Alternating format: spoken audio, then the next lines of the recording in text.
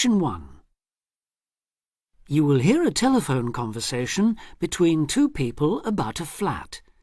You should answer the questions as you listen because you will not hear the recording a second time. Listen carefully and answer questions 1 to 6. Hello, this is Simon Marshall. I spoke to you the other day about renting flat 3A. Oh, yes. Hello, Simon. What can I do for you? Well, there are a few health and safety things I'd like to run through if that's okay. Yes, fine. Right, well, the first thing, bearing in mind it's quite an old house, is whether there's any damp. I'm thinking here of the exterior walls and the floor.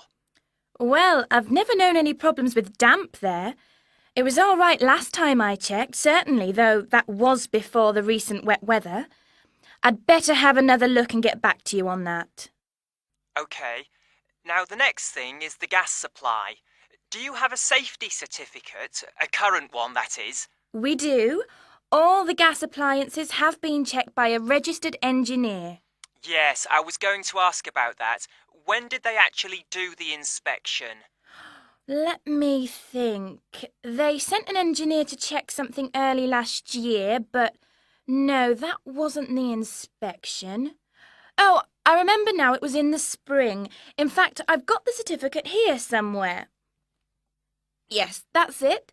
March 22nd, so it's just over 5 months ago. And the electricity, when was the last time all the wiring was inspected? I know it doesn't have to be checked as often as the gas, but it's still important, especially in older properties. As it happens, we had an electrician in when we redecorated flat 3A. If he looked at everything then, he would have charged us for it. I'll find the bill and check it if you like. Fine. And when was that? The decorators finished just before Easter, so that would be about 18 months ago. Just one more point on the electrics. Are there enough plug sockets in the flat? It depends what you mean by enough, really.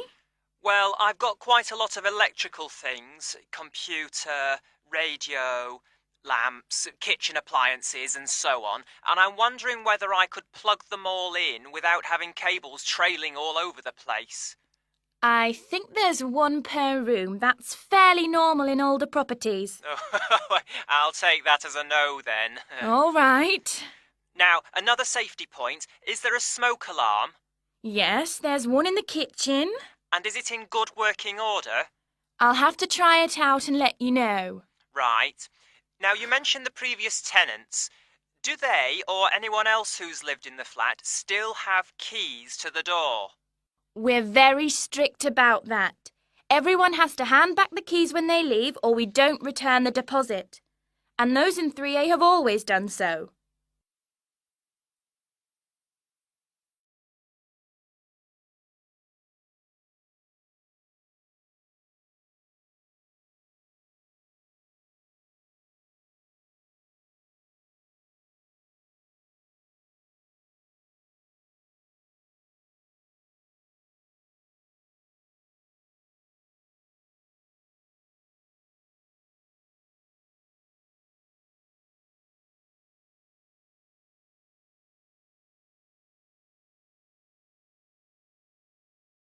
Test 2.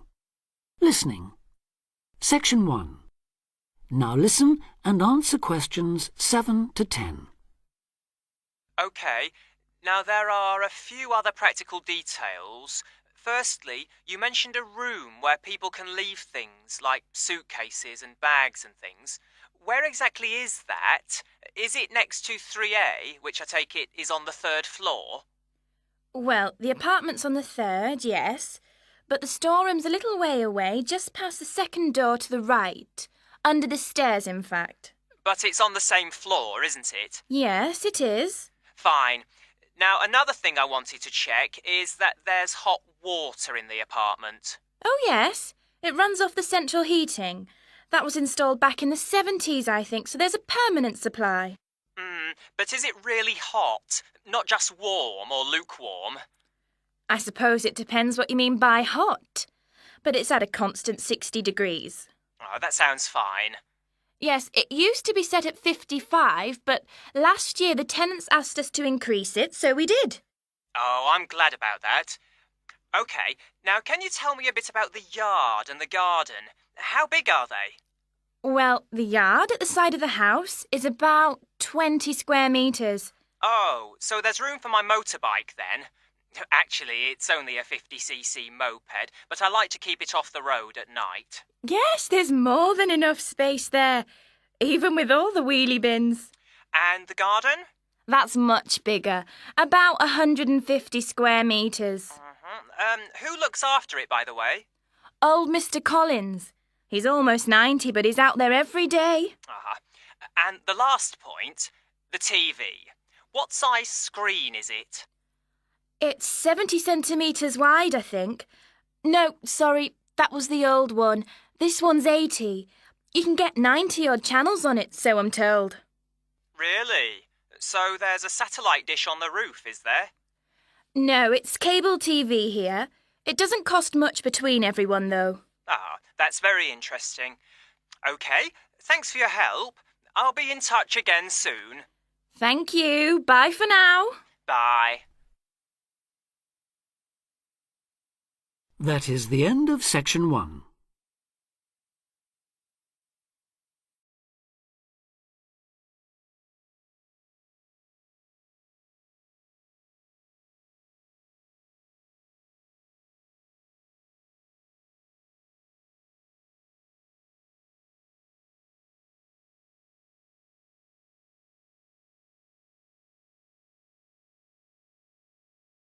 Test 1. Listening. Section 2. You will hear a talk about young people living on their own. Listen carefully and answer questions 11 to 12.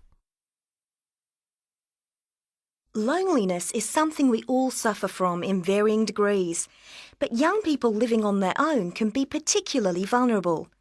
Many who leave the family home find they are less confident and have more difficulty in finding their feet than they expected. Often, going to work or study in another town or city will be the first time they have lived away from home. Although this may sound like an adventure for those dying to get away from the glare of the parental eye, for others it is a daunting prospect which generates apprehension, uncertainty and even fear. In fact, in a recent survey of over 1,600 people who had recently left home, 32% said that understanding and coping with loneliness was a crucial issue for them and made them feel highly stressed and distracted. An annual report by researchers last year recorded a noticeable increase in the number of individuals with homesickness, transition and isolation issues. Acknowledging that feelings of loneliness and isolation could impede progress at work or study, they examined the number of people using the welfare and health services. They found that young people in particular were prone to difficulties. Last year, 61% of all people using counselling services were aged under 30, and of this group, 57% were men.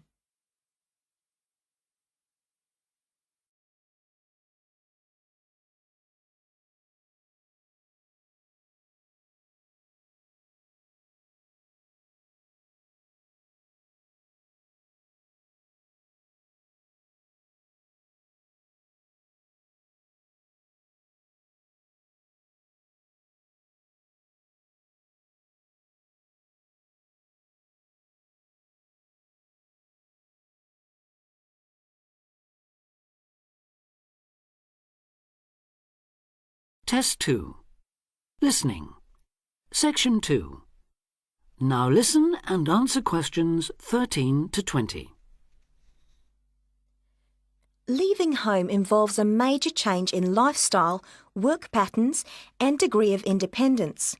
You will be away from home, family and friends and are no longer supported by familiar surroundings. For this reason, in the first year a lot of young people suffer from loneliness.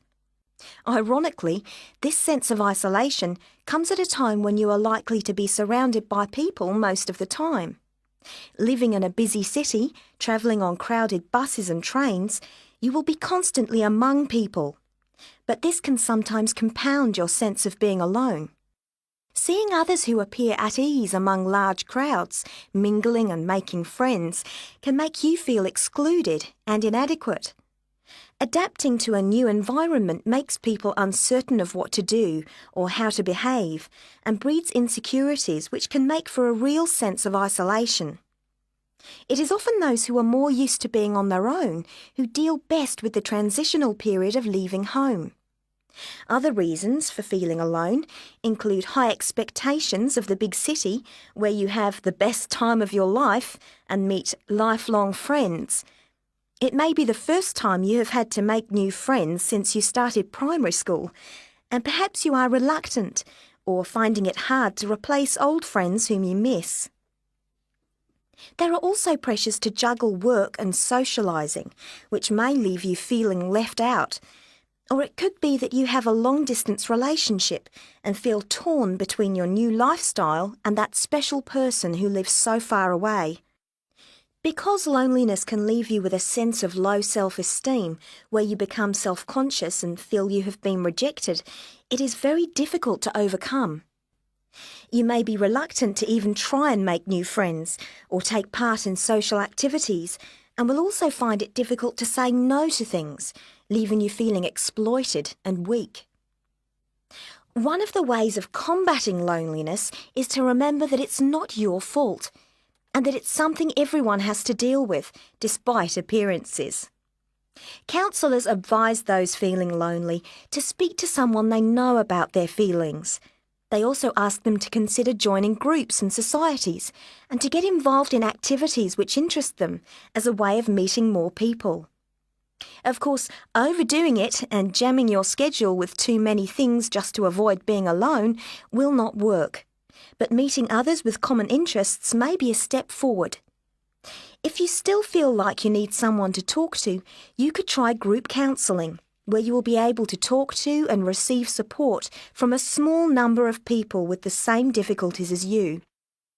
For more information or to be put in touch with an individual counsellor, contact the local town hall support services. That is the end of section 2.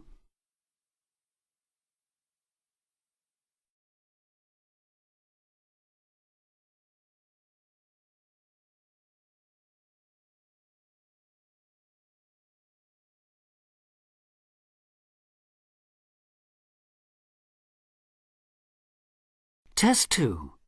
Listening. Section 3. You will hear somebody talking to a group of students about a university language centre. Listen carefully and answer questions 21 to 24. Hi, I'm Katie Shaw and I work at the University Language Centre. Your tutor tells me you might be interested in using the centre, so I'm here at the college to explain a bit about it and, of course, to answer your questions. Where exactly is the centre? Is it near the college? It's actually on King's Road, just round the corner from here, in fact. Oh, I know it, yes. I wondered what that building was. Yes. What's there? Well, the library has about 4,000 books, pamphlets and transcripts to go with some of the 12,500 items on audio or video cassettes. These are at a wide range of levels of difficulty, covering language learning material in over 100 languages. There are also reference books without tapes, including dictionaries, grammars, grammar workbooks, vocabulary workbooks and model letters, as well as texts on academic writing and effective study habits, etc. Audio cassette workrooms are on the first floor, by the way. Do they get any foreign language press there too? Yes. The library subscribes to a number of European daily and weekly newspapers, including Le Monde from France, L'Espresso from Italy, and the weekly international edition of the Spanish paper El País. What about learning with computers? Can you do that there? CALL, or Computer-Aided Language Learning, is available on the first floor. How many PCs are there? Counting both Macintosh and PC platforms, there are 9 at present. There are materials in over 15 different languages, and new material and language categories are being added as library funds permit. The programmes cover verb drills, grammar exercises, activities to accompany multimedia textbooks, pronunciation, translation, and some multimedia applications. The same hardware permits access to the internet with its many language learning and discussion sites. What about TV? That's a good way of learning a language too. Yes, definitely, we agree. So on the second floor of the centre, there are televisions to view live satellite television broadcasts in 7 languages. Oh, which ones are they? Currently, we've got Arabic, French, German, Italian, Portuguese, Spanish and Russian. Turkish broadcasting can be viewed live on request. The centre records the news in French, German, Arabic, Italian, Japanese, Spanish and Russian. And English too.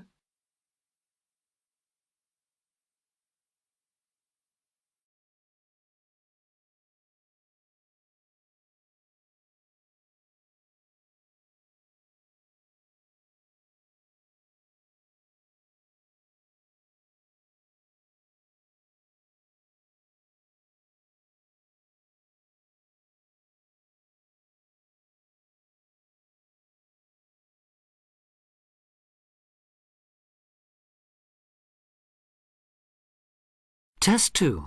Listening. Section 3.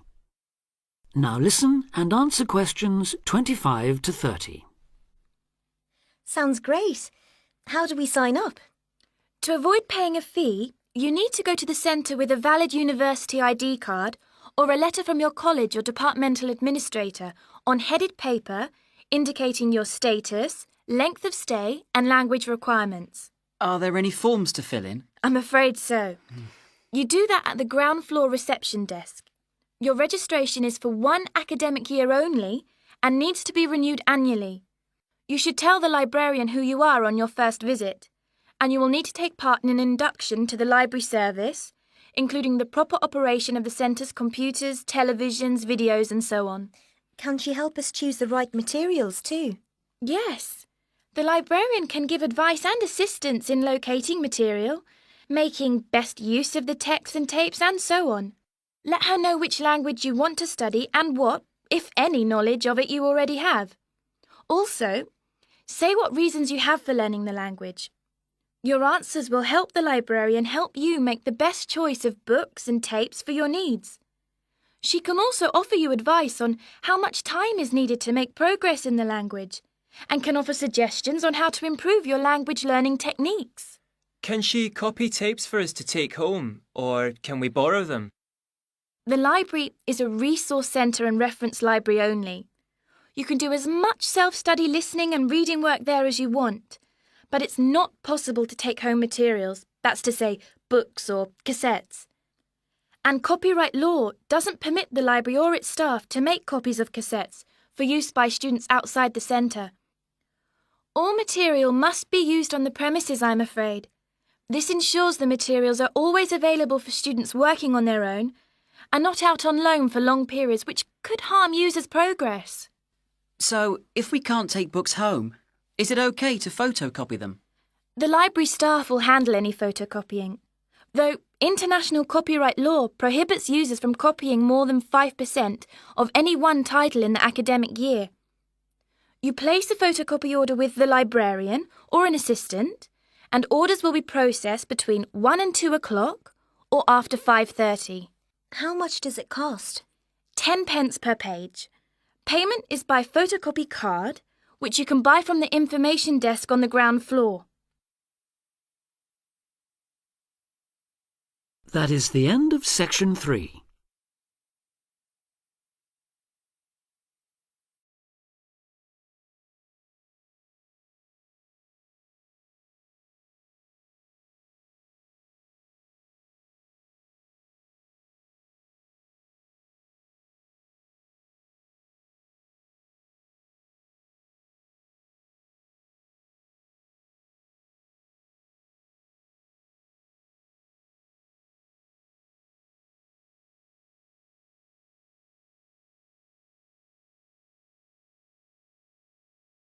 Test 2.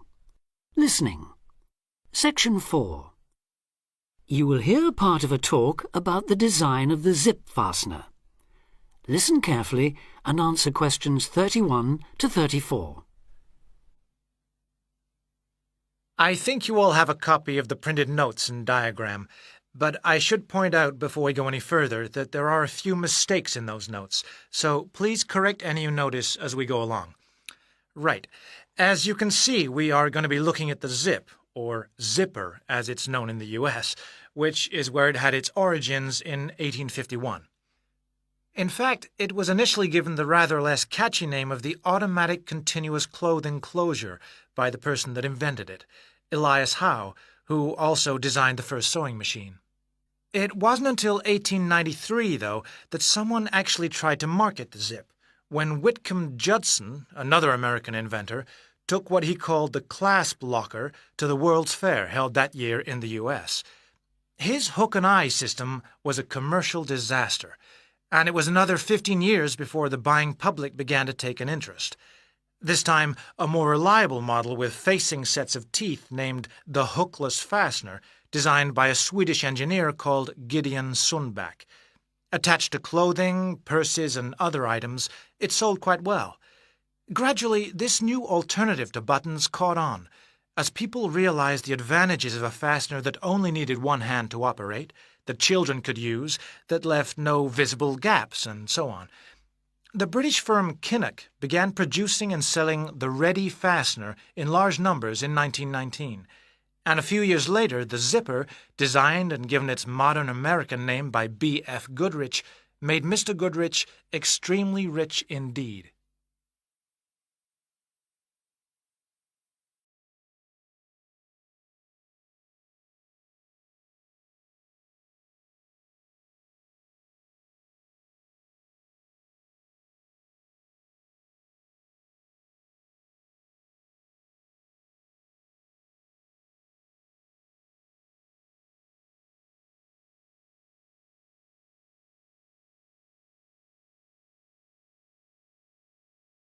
Test 2. Listening. Section 4. Now listen and answer questions 35 to 40. If its use in trousers was a major factor in establishing the zip as a fashion icon, despite its occasional tendency to trap parts of the wearer's anatomy, another major breakthrough came with the separable zip, the kind that opens at both ends. This type, still widely used in a range of items, from jackets to tents, is shown in the diagram. Let's look first at the right-hand side of the illustration, at the material attached to the item of clothing, the bag, or whatever. This is the tape, which is usually made of fairly tough fabric. At the end of that, there's what is known as the heat seal patch, the cotton and nylon laminated material used to reinforce the tape. Now, alongside the heat seal patch is a small piece of metal, used only on a separating zip, whose function is to enable the two halves of the zip to join. This is known as the pin. Opposite that, on the other half of the zip in the diagram, is a device which correctly aligns the pin. The box, as it's called, begins the joining of the zip halves. Running up the inside edge of each half are dozens, possibly hundreds of metal teeth, each of which has a small hook and an equally tiny hollow. Moving up and down the teeth to open and close the zip is a piece of metal called the slider. This is operated by means of a pull tab, so called because, logically enough, the wearer or user pulls it in one direction or the other. To close the zip, a wedge inside the slider pushes the hook of each tooth on one side into the hollow of each offset tooth on the other. To open it, the wedge forces them apart. To prevent the slider coming off the teeth at the other end, there is a top stop on both sides of the zip. This basic design has changed little in the many years since it was first introduced, although nowadays, of course, zippers, are available in a whole range of shapes, sizes, and materials. That is the end of Test 2.